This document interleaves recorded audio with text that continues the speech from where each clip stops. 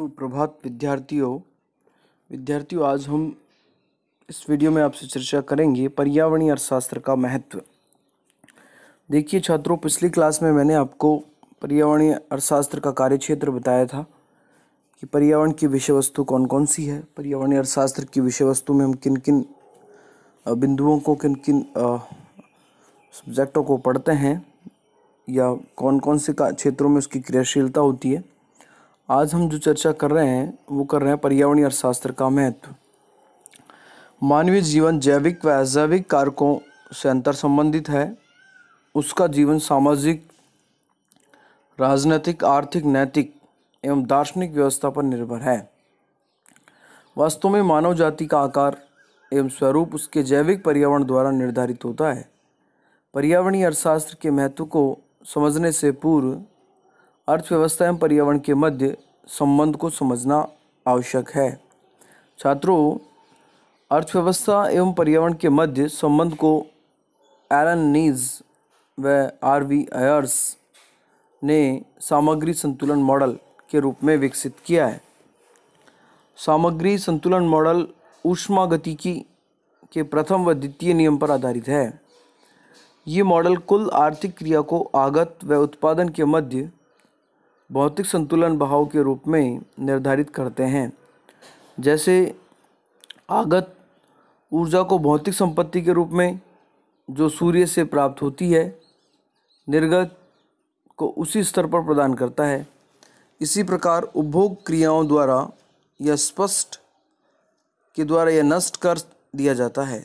सामग्री एवं ऊर्जा पर्यावरण से ली जाती है, जिसका उपयोग उत्पादन एवं उपभोग क्रियाओं में किया जाता है। और विशिष्ट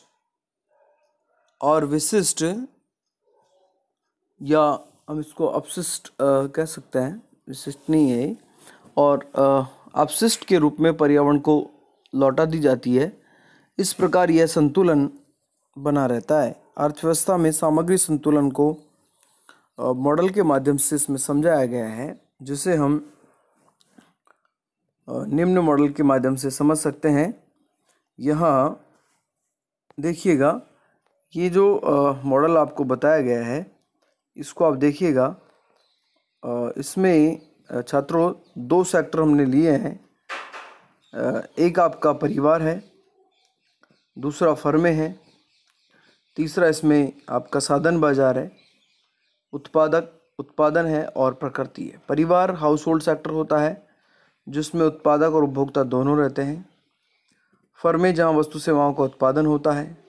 साधन बाजार में साधनों की क्रय विक्रय की क्रियाशीलता होती है। उत्पादन में वस्तु सेवाओं का उत्पादन फर्मों से और परिवार के मध्य काम करता है। और प्रकृति अपशिष्ट को यहाँ से प्राप्त करती है, अपशिष्ट का अवशोषण करती है और मानव को संसाधन उपलब्ध। देखिए छात्रों, इस मॉडल में बताया गया है कि इसमें परिवार और फर्म दो मुख्य सेक्टर लिए हैं। इसके अलावा परिवार और फर्म का जो रिलेशन है वो प्रकृति के साथ जोड़ा गया है। उत्पादन और साधन बाजार को भी इसमें बताया गया है। परिवार जो होता है वो साधन की पूर्ति करता है और वो साधन बाजार को साधन की पूर्ति देता है। साधन बाजार जो है वो साधनों की पूर्ति फर्म को उपलब्ध कराता है। फर्म जो है साधन बाजार से साधनों की डिमांड करते हैं और उसके बदले साधन बाजार उनको पूर्ति देता है। छात्रों, परिवार उत्पादन से या उत्पादक से वस्तु सेवाओं की मांग करता है और फर्में उत्पादक को वस्तु सेवाओं की पूर्ति देते हैं। इसके अलावा जो परिवार में उपभोग से अपशिष्ट तैयार होता है उसे प्रकृति अवशोषक करती है, प्रकृति उसे प्राप्त करती है और साथ में प्रकृति जो है परिवार को प्राकृतिक संसाधन उपलब्ध कराती है। उत्पादन के अपशिष्ट जो बनते हैं, किसी फर्म फैक्ट्री के अंदर जो अपशिष्ट पदार्थ निकलते हैं उन सबको भी प्रकृति अपने अंदर समाहित कर लेती है और फर्म को भी प्रकृति जो है प्राकृतिक संसाधन उपलब्ध कराती है। तो इस प्रकार से हम कह सकते हैं कि यहाँ जो एक संतुलन बनता है, एक चक्र बनता है प्रकृति के इम्पोर्टेंस का, वो इन साधनों के बीच में या इन सेक्टरों के बीच में संतुलन को स्थापित करना होता है। फर्म का रिलेशन परिवार के साथ, परिवार का उत्पादन के साथ और साधन बाजार के साथ जो कोरिलेशन है उसमें प्रकृति अपनी भूमिका निभाती है और प्रकृति इन्हें प्राकृतिक संसाधन के तौर पर साधन देती है।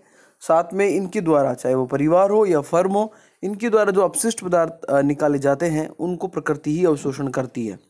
जितने भी समाज के अंदर गंदगी फैलती है तो उस सारी गंदगी को प्रकृति अपने अंदर अवशोषित कर लेती है। तो ये अर्थशास्त्र में पर्यावरण की जो परस्पर निर्भरता है उसका ये डायग्राम है, उसके माध्यम से आपको यहाँ समझाया गया है। इसके बाद देखिए छात्रों, आगे हम बात करें तो यहाँ इससे आगे यदि हम बढ़ते हैं तो इसमें अलग अलग तरीके से इसको बताया गया है। चित्र जैसे मैंने आपको समझाया है, इस चित्र पर आपको ध्यान देना होगा। चित्र यह प्रदर्शित करता है कि पर्यावरण सभी प्रकार के साधनों तथा नवीनीकरण योग्य तथा गैर नवीनीकरण योग्य की आपूर्ति करता है। चाहे वो रिन्यूएबल हो चाहे नॉन रिन्यूएबल हो, दोनों प्रकार के साधनों को प्रकृति उपलब्ध कराती है, उनको आपूर्ति करती है एवं अपशिष्ट पदार्थों को साफ करती है। और जितने भी सोसाइटी के अंदर अपशिष्ट पदार्थ बनते हैं उनको अपने अंदर समाहित कर लेती है। तो परिवार एवं फर्में पर्यावरण से जुड़े हैं एवं दोनों आपस में अंतर संबंधित हैं। परिवार एवं फर्में प्राकृतिक साधनों पर निर्भर हैं। परिवार एवं फर्में उपभोग उत्पादन के अपशिष्ट को प्रकृति के पास भेजते हैं। प्रकृति सभी प्रकार के अपशिष्टों को पुनः काम में लेने योग्य बनाने की क्षमता रखती है, बशर्ते पृथ्वी इस अतिरिक्त अपशिष्ट से परेशान ना हो। पृथ्वी प्राकृतिक अपशिष्ट को साफ कर सकती है। जब पृथ्वी यह कार्य 3 रुपए की सीमा तक नहीं कर पाती तो यह स्थिति पर्यावरण नष्ट होने को इंगित करती है। मानव द्वारा निर्मित अपशिष्ट की वृद्धि के साथ साथ पर्यावरणीय ह्रास विघटन भी बढ़ता जा रहा है।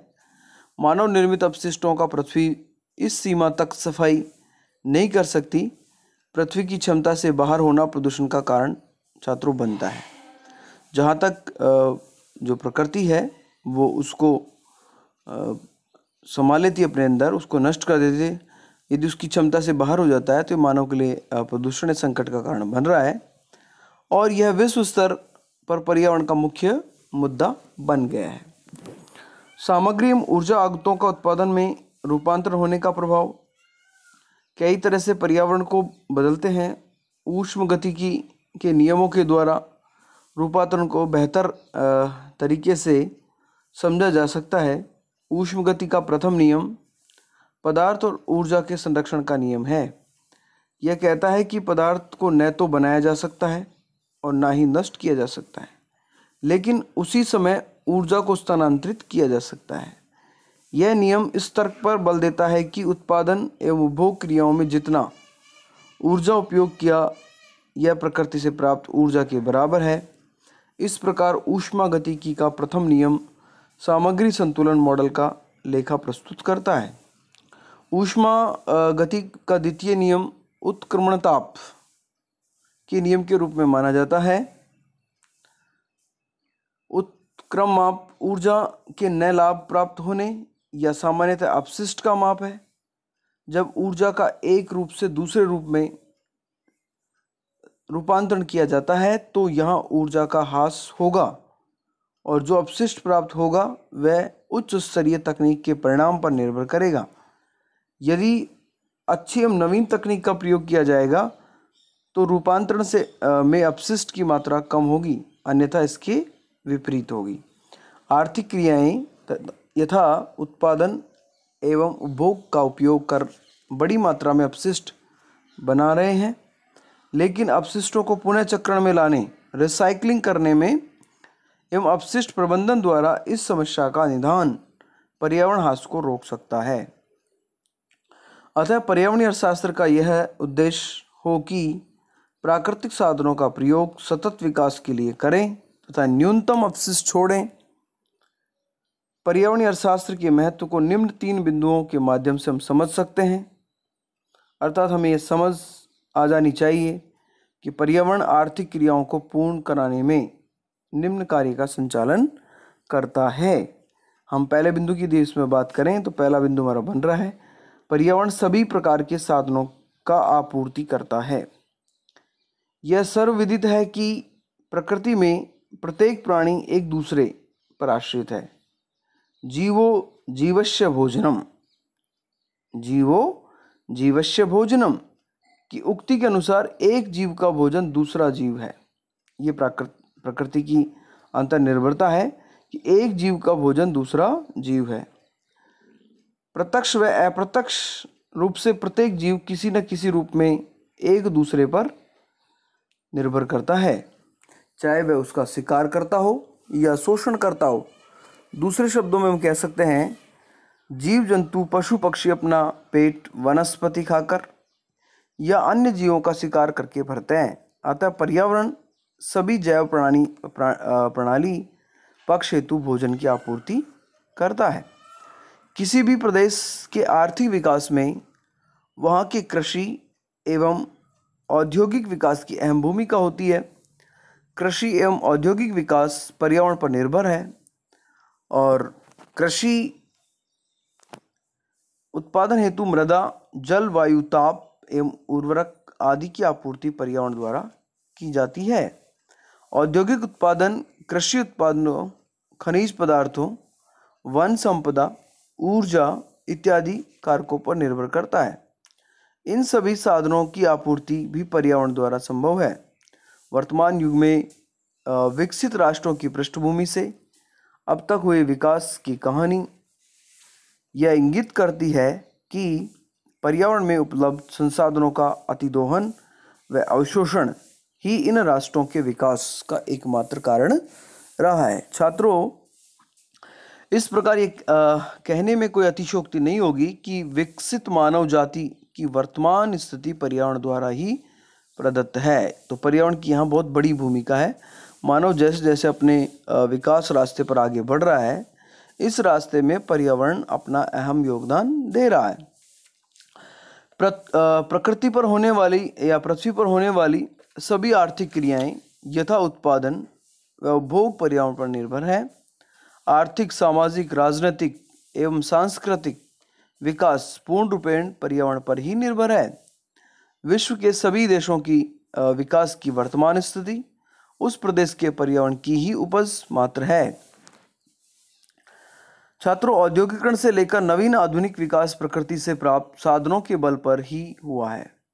मानव प्रकृति ने भोजन के साथ साथ कच्चा माल, ऊर्जा, हवा, पानी व भूमि सभी कुछ को प्राप्त करता है।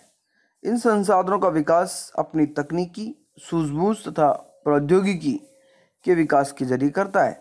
इस प्रकार उसकी आवश्यकताएं सीमित न होकर अपरिमित हैं, असीमित हैं, जिसका सीधा अर्थ है कि ये सभी सुख सुविधाएं प्रकृति के अतिरिक्त शोषण से प्राप्त की हैं। इस प्रकार प्राकृतिक वातावरण में मानव उत्पादक कारक, उपभोक्ता कारक तथा विघटित कारक,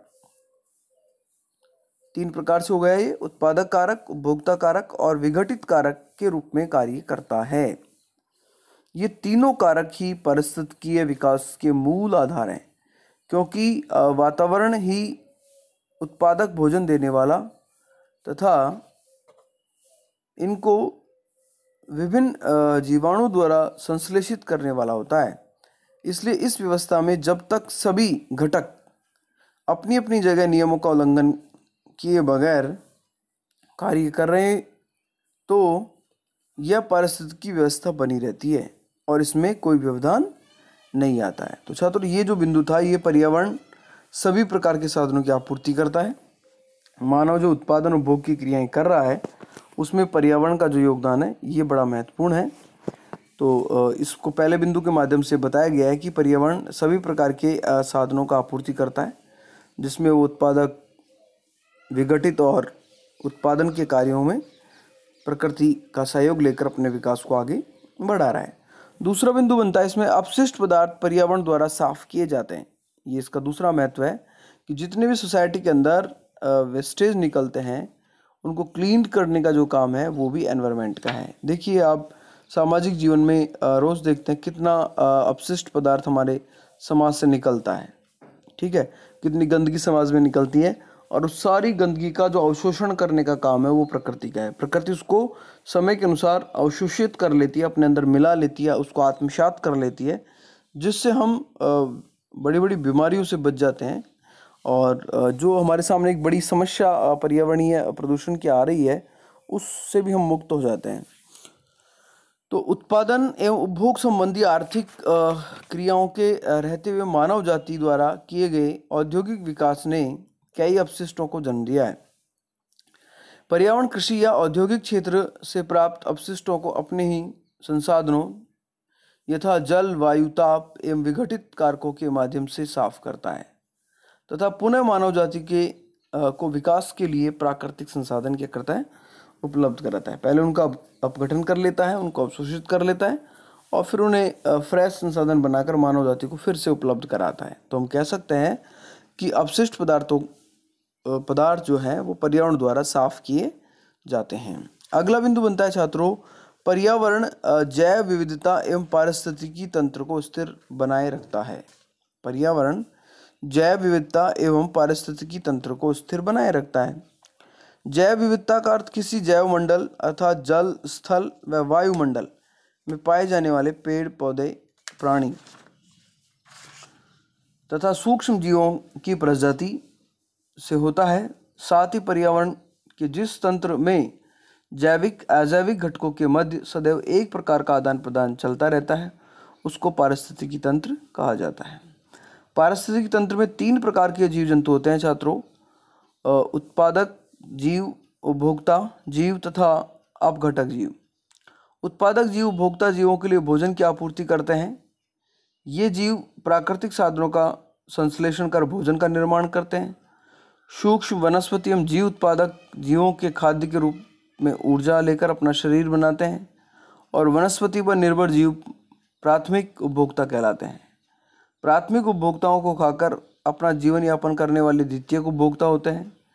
द्वितीयक पर निर्भर जीव तृतीयक उपभोक्ता कहलाते हैं। किसी भी पारिस्थितिकी तंत्र में नष्ट हुए पेड़ पौधे एवं मरे हुए जीवों का अपघटन जीव उनमें उपस्थित सभी पोषक तत्वों को अन्य जीवों को उपलब्ध कराते हैं। इस प्रकार पर्यावरण एवं उत्पादन, उपभोग और अपशिष्ट के मध्य संतुलन बनाए हुए हैं। जैव विविधता एवं पारिस्थितिकी तंत्र को स्थिर बनाए रखना, पर्यावरण में उत्पादक जीवों, उपभोक्ता जीवों एवं अपघटक जीवों की उपस्थिति एवं एक दूसरे के कार्यों के कारण पारिस्थितिकी तंत्र संतुलित भी रहता है। वर्तमान युग में पर्यावरणीय अर्थशास्त्र की महत्ता की आवश्यकता इसलिए महसूस की जाने लगी है छात्रों कि मानव ने अपने आर्थिक विकास के लिए पर्यावरण का अतिदोहन व शोषण किया है। मानव ने अपने आर्थिक विकास के लिए पर्यावरण का अतिदोहन व शोषण किया है। तो यहाँ ये परिणाम आया है कि जो मानव जिस प्रकार से अनियंत्रित तरीके से साधनों का शोषण कर रहा है, उसके लिए पर्यावरण को समझना या उसके महत्व को स्वीकार करना ये ज़रूरी हो गया है, जिसके परिणाम स्वरूप पर्यावरण का विनाश हो रहा है। पर्यावरण अवनयन के कारण बिगड़ती पारिस्थितिकी ने इस पक्ष को सोचने समझने के लिए बाध्य किया है। पश्चिम के देशों में अंधाधुंध विकास ने अनेक भौतिक और सामाजिक विकृतियों को जन्म दिया है, जिनके चलते जीवन की गुणवत्ता को बनाए रखना संदिग्ध हो गया है। एक उत्तम जीवन जिसमें अच्छी गुणवत्ता हो, इसके लिए वातावरण की गुणवत्ता आवश्यक है। स्वस्थ पर्यावरण का अर्थ है स्वच्छ वायु, स्वच्छ जल, स्वच्छ एवं प्रदूषण रहित आवास, मौलिक सुविधाएं जैसे बिजली, पानी, सड़क, अस्पताल, शिक्षा आदि की नियोजित व्यवस्था हो। अतः इसकी शुद्धता में उपलब्धता इतनी ही महत्वपूर्ण है जितना कि जीवन जीना। इस प्रकार पर्यावरणीय अर्थशास्त्र की उपस्थिति में जैव जगत की क्षमता पर आधारित संसाधनों के अधिकाधिक प्रयोग को इस प्रकार नियोजित किया जाए कि बिना प्रकृति पर अनुचित दबाव डाले, प्रकृति का अनुचित दोहन न करते हुए आर्थिक विकास को कायम रखा जाए। उत्पादन, उपभोग व अपशिष्ट के मध्य एक संतुलन बनाया जाए ताकि संसाधनों की कमी न हो तथा पर्यावरण की जो गुणवत्ता है उसको कायम रखा जा सके। तो छात्रों, पर्यावरण का जो महत्व है वो इसलिए महत्वपूर्ण हो जाता है कि बिना पर्यावरण को संतुलित रखे यदि हम आगे बढ़ेंगे तो हमारे सामने बहुत सारी प्रॉब्लम्स आएंगी, जिसमें हम बात कर रहे हैं। जैसे बहुत सारी हमारे पास पर्यावरण समस्याएं हैं। ऊष्मा का बढ़ना, ठीक है, ओजोन लेयर का डिग्रेडेशन होना, प्रजातियों का नष्ट होना, समाज में पॉल्यूशन बढ़ना, अनेक प्रकार की महामारियां विकसित होना, ये सब पर्यावरण के असंतुलन कारण है। इसलिए आर्थिक पर्यावरण का जो महत्व है, उपभोक्ता, उत्पादक और प्रकृति में अवशोषक के तौर पर कार्य करता है। छात्रों, हमारा ये जो पहला जो विषय था ये यहाँ कंप्लीट होता है। पहला चैप्टर हमारा कंप्लीट होता है। अब हम नई क्लास में नई वीडियो के साथ हम अगले चैप्टर की फिर आपसे चर्चा करेंगे। आर्थिक विकास एवं पर्यावरण के बारे में हम आपसे बातें करेंगे। तो इसको आप अच्छे तरीके से पढ़िएगा, इसके नोट्स बनाइएगा, और कोई भी समस्या यदि आपको आती है तो वो आप हमसे पूछ लें। धन्यवाद छात्रों।